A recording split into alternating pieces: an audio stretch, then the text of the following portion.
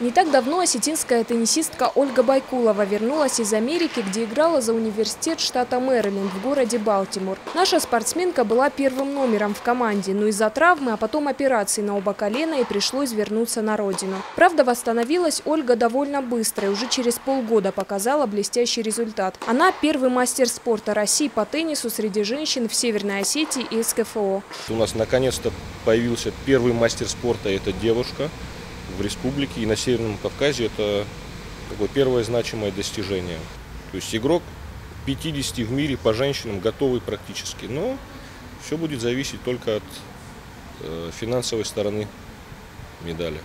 Соревнования прошли в Олимпийском парке в Сочи и собрали 85 лучших спортсменов со всей страны. 19-летняя теннисистка дважды подтвердила звание мастера спорта, завоевав женское золото в одиночном и парном разрядах. В итоге Ольга – единственная девушка в республике, которая удостоилась этого почетного звания. По словам чемпионки, результат оправдал 12 лет упорного труда. Впечатления остались самые приятные, так как я долго шла к этому. Все-таки мастер спорта, он дается не так легко. Было очень приятно вообще поучаствовать в этом турнире, так как были очень хорошие спортсмены с разных городов.